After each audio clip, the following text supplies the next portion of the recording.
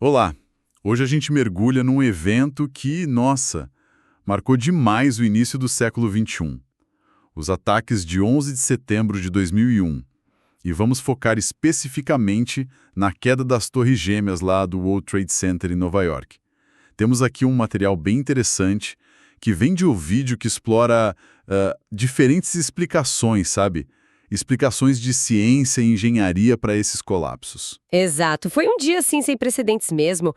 4 aviões sequestrados, 2 bateram nas torres norte e sul do WTC, um no Pentágono e o quarto caiu lá na Pensilvânia. A nossa análise aqui vai ser mesmo nas Torres Gêmeas.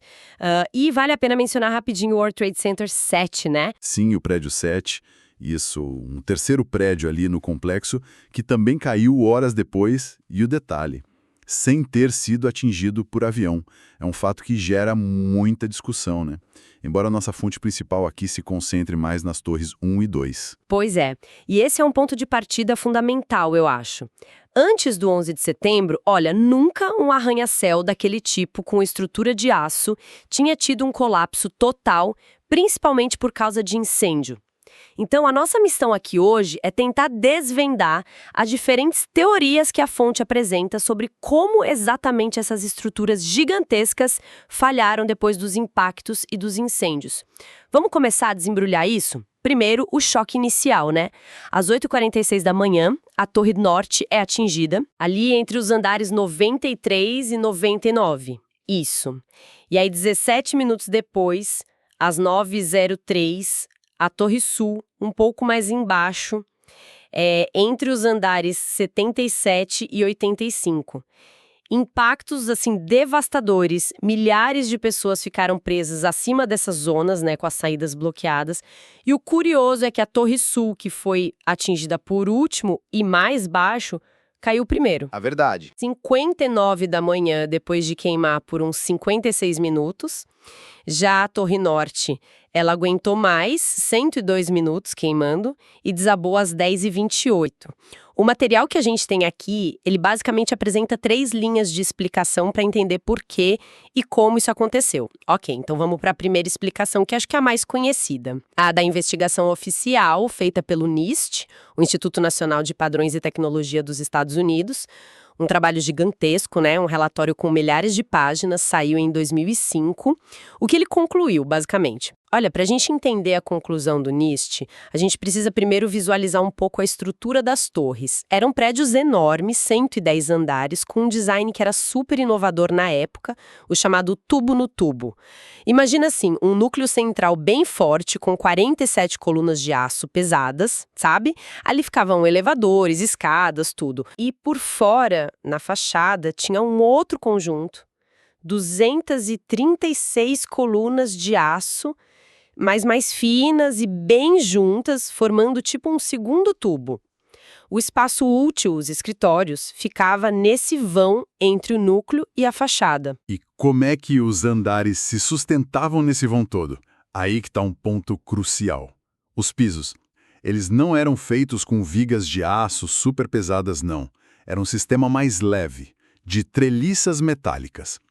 Pensa numa grade de aço assim, que ia do núcleo até as colunas de fora.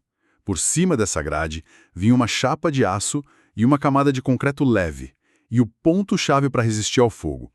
Tanto as colunas, do núcleo e da fachada, quanto essas treliças, eram revestidas com um material isoante, tipo uma espuma. Isso, tipo uma espuma anti-chama, feita para proteger o aço do calor por pelo menos 1 hora, caso tivesse um incêndio. Entendi. Então, a teoria do NIST parte do impacto dos aviões. E a gente tem que lembrar das velocidades, né? O primeiro a uns 710 km por hora. O segundo, quase 900 km por hora. O NIST diz que esses impactos, claro, causaram danos estruturais sérios, cortaram ou danificaram colunas no núcleo e na fachada em vários andares, mas talvez o mais crítico, segundo eles, foi que o impacto e a explosão inicial arrancaram essa proteção anti-chama. Exatamente. Arrancou a proteção de muitas colunas e treliças bem nas áreas atingidas. E aí, sem essa proteção, Pois é, essa perda de proteção foi fatal. Os quase 38 mil litros de querosene de aviação de cada avião começaram incêndios muito intensos e, embora o querosene em si tenha queimado relativamente rápido, ele iniciou a queima do que tinha dentro dos escritórios: papel, móveis, divisórias, carpete. E isso alimentou incêndios que duraram muito tempo, sabe? E atingiram temperaturas altíssimas. O NIST estima que chegou a 1.000 graus Celsius em alguns pontos. E 1.000 graus Celsius, para o aço estrutural, é crítico. Ele não chega a derreter, que é bem mais quente, mas ele perde muita resistência e rigidez.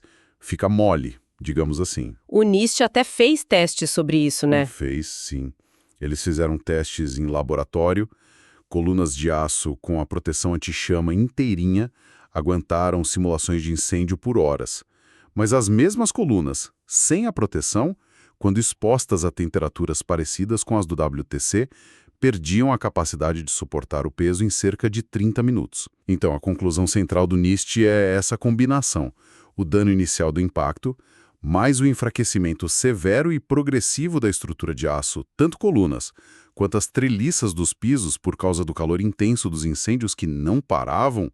Chegou uma hora que a estrutura superaquecida e danificada não aguentou mais o peso imenso dos andares de cima e aí começou o colapso. Faz sentido essa combinação de fatores. Mas a fonte que a gente está analisando aqui levanta uns pontos que talvez o relatório do NIST não explique com tanto detalhe. Por exemplo, o mecanismo exato daquele colapso que foi tão rápido, progressivo, quase simétrico, sabe? Aquele efeito dominó que pulverizou os andares. E também tem a questão das explosões que muitas testemunhas, incluindo mais de 100 bombeiros, disseram ter ouvido pouco antes das quedas. Exatamente. O relatório do NIST foca muito no início da falha, por causa do fogo e do impacto, mas a descrição de como o colapso progrediu depois é menos detalhada. E essa questão das explosões que foram relatadas, ela não é um ponto central na análise do NIST. E foram essas lacunas, assim, percebidas por alguns, que abriram espaço para outras investigações e teorias, como a segunda que a nossa fonte apresenta. Que vem de um químico nuclear, o Dr. Frank Greening. Ele pegou o relatório do NIST, mas achou que faltava algo para explicar tanto a dinâmica da queda quanto essas tais explosões. Ele parece que abordou o problema de um jeito um pouco diferente. Sim, a abordagem dele é fascinante, porque ele foi para a física fundamental. O Greening usou simulações de computador baseadas num princípio chamado transferência de momento. A pergunta era basicamente essa: uma vez que alguns andares começassem a cair, será que o peso e a energia cinética, a energia do movimento, dos andares de cima caindo, seriam suficientes para esmagar completamente a estrutura intacta que estava embaixo, naquele efeito cascata que a gente viu? E o que as simulações mostraram? Porque, assim, intuitivamente, a gente pensa que a parte de baixo, que estava intacta, devia oferecer alguma resistência, talvez frear a queda. Não. Pois é, a intuição pode enganar nessas horas. As simulações do Greening confirmaram que sim, a energia liberada pela queda dos andares de cima era, assim, avassaladora. A fonte até menciona uma estimativa: 38 mil toneladas de massa acima da zona de impacto na Torre Norte. É o peso de um navio tipo Titanic. Nossa! Essa massa toda caindo, mesmo que poucos andares de início, sobre a estrutura que já estava enfraquecida embaixo, gerava forças muito, mas muito maiores do que a capacidade de resistência dos andares inferiores. E aí ia pulverizando eles, um atrás do outro. E o mais impressionante é que os tempos de colapso que essas simulações calcularam bateram certinho com o que foi observado na realidade, não foi? Quase perfeitamente. O programa do Greening calculou 11 segundos para o colapso total da Torre Norte e 13 segundos para a Torre Sul. E essa pequena diferença, segundo a análise dele, tem a ver com a altura do impacto. Na Torre Norte, o avião bateu mais embaixo, então tinha mais andares, mais massa em cima para empurrar a queda. Ah, tá. Na Torre Sul, o impacto foi mais alto, tinha menos massa acima do ponto onde a falha começou, e aí a queda foi um pouquinho mais lenta. Isso deu um suporte muito forte para a ideia de que a transferência de momento, a física pura da queda, explicava a progressão do colapso. Ok, então a física da queda em si parece bem explicada por essa transferência de momento. Mas ainda fica a pergunta: o que exatamente deu início, o gatilho para essa queda, e como explicar aquelas explosões que os bombeiros ouviram? O Greening também propôs algo para isso. Depois, sim. Ele revisitou os materiais do NIST e outras fontes, e focou numa coisa bem intrigante: relatos e filmagens de um líquido brilhante que estava escorrendo da Torre Sul, especificamente de um canto dela, o canto nordeste, uns 7 minutos antes dela cair. O NIST até mencionou isso, mas não deu muito destaque. Um líquido brilhante, o que seria isso? Lava vulcânica? Não era lava, mas sim metal derretido. O Greening levantou a hipótese de que era alumínio fundido. Os aviões, os Boeing 767, são feitos em grande parte de ligas de alumínio, né? E tinha toneladas desse material nos destroços dentro das torres. E o alumínio ele tem um ponto de fusão relativamente baixo, uns 660 graus Celsius, bem dentro da faixa de temperatura dos incêndios, que chegavam a 1000 graus. Certo, alumínio derretido. Faz sentido. Mas como é que isso se liga às explosões? Aí entra a química e é o ponto central da hipótese do Greening. Alumínio líquido, quando ele entra em contato de repente com água, pode gerar uma reação explosiva muito violenta. É uma explosão de vapor, tecnicamente chamada de interação combustível-refrigerante, ou FCI. A fonte diz que o Greening calculou que essa reação nas condições certas podia liberar energia com uma potência até 3 vezes maior que a da dinamite. 3 vezes mais potente que dinamite. Caramba! Isso é muita coisa. Mas de onde viria a água no meio daquele incêndio todo? Olha, poderiam ter várias fontes. Os sistemas de sprinklers de combate a incêndio que foram danificados nos impactos e poderiam ter água pressurizada vazando, reservatórios de água dentro do prédio, tipo caixas d'água, sistemas hidráulicos de banheiros, cozinhas e até mesmo a água que os bombeiros tentavam jogar nos andares mais baixos. Se esse alumínio derretido que se acumulou encontrasse uma quantidade significativa de água, poderia sim ter gerado explosões localizadas, mas muito potentes.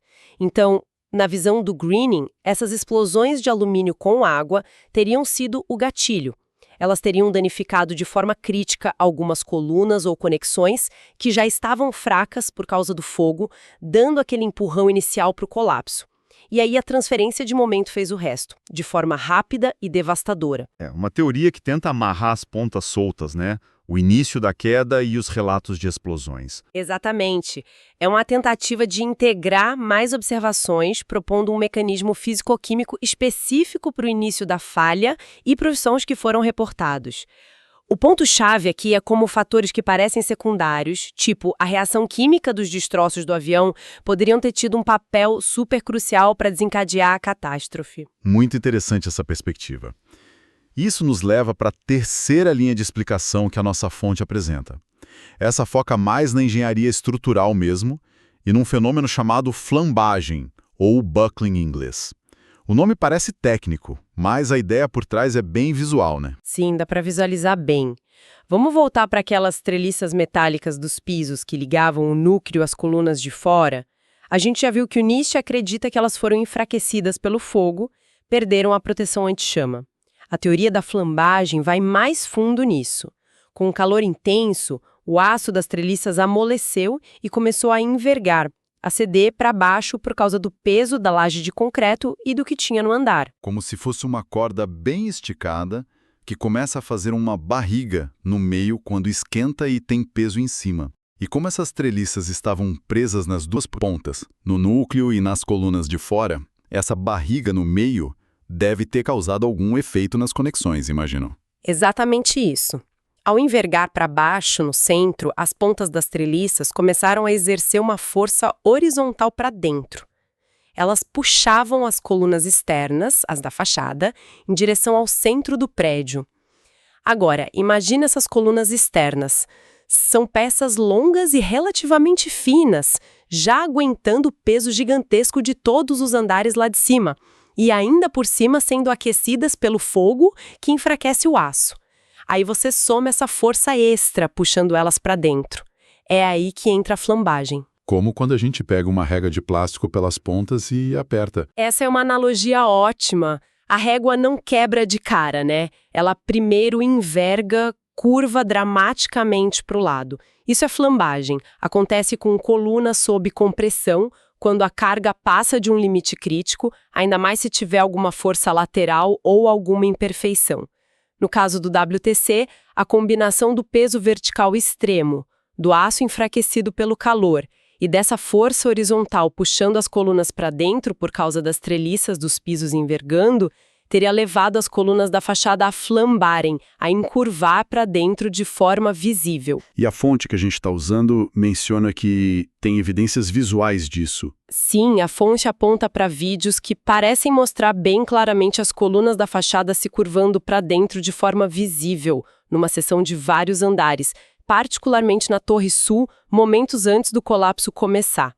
É a física da falha estrutural acontecendo ali, na frente das câmeras. Então, de acordo com essa teoria, essa flambagem das colunas externas chegou num ponto crítico. A curvatura ficou tão grande que elas simplesmente não conseguiam mais sustentar a carga vertical. Uma seção inteira de colunas falhou quase ao mesmo tempo, numa certa faixa de andares. Isso.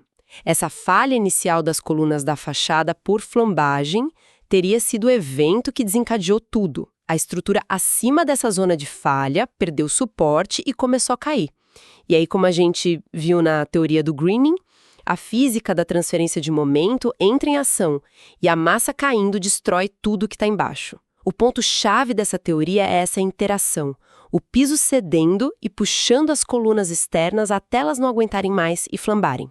O insight aqui é sobre como a falha de um sistema, no caso os pisos, pode levar à falha catastrófica de outro sistema que está interligado, as colunas da fachada. Entendi. Bom, então temos 3 perspectivas bem distintas apresentadas na fonte, cada uma com um foco diferente para explicar o mesmo evento, que é super complexo. Recapitulando rápido.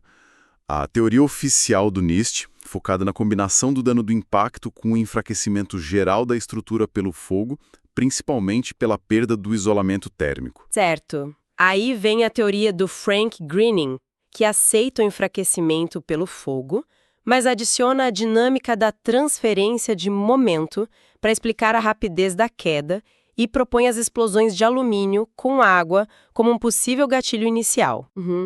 E a terceira, a teoria da flambagem, que detalha um mecanismo específico de falha, os pisos cedendo, puxando as colunas externas até elas envergarem e falharem. E é crucial a gente reforçar que estas são interpretações, né, baseadas nas evidências e análises disponíveis conforme descritas no material de origem que a gente está usando. Elas não são, assim, necessariamente opostas em tudo, mas cada uma dá ênfase a mecanismos diferentes. A teoria do NIST dá a visão mais macro, da combinação fogo e impacto. O greening adiciona a dinâmica da queda e um possível gatilho químico. E a teoria da flambagem detalha um modo específico de falha estrutural ali nas colunas externas. A investigação de desastres dessa magnitude é incrivelmente complexa, envolve muitas disciplinas. E cada teoria ilumina um aspecto diferente dessa complexidade toda. O NIST ressalta a importância crítica da proteção contra incêndio em estruturas de aço, né? O Green nos lembra que até materiais inesperados como alumínio podem ter reações catastróficas em condições extremas. E como a física da queda é implacável. A teoria da flambagem mostra como essas interconexões estruturais podem levar a falhas em cascata. Isso deixa uma reflexão final, não é? Diante de uma catástrofe com tantas variáveis, impacto, fogo, design do prédio, materiais no limite, será que a gente consegue chegar a uma única explicação que cubra tudo de forma satisfatória? Ou talvez, né, a compreensão mais profunda venha justamente da síntese dessas diferentes perspectivas. Reconhecer que múltiplos fatores, o enfraquecimento pelo calor, os danos iniciais, talvez possíveis reações químicas localizadas, mecanismos específicos de falha como a flambagem e a física da transferência de momento podem ter contribuído, talvez ao mesmo tempo ou numa sequência muito rápida, para o desfecho que a gente viu. A busca por uma causa única pode ser menos produtiva do que entender a interação complexa de todas essas forças agindo juntas. Uma interação fatal de fatores. Fica o pensamento sobre a complexidade que existe em eventos extremos e os desafios para analisar tudo isso completamente. Bom, esperamos que essa exploração das teorias sobre a queda do WTC tenha sido esclarecedora e oferecido novas perspectivas. Até a próxima análise.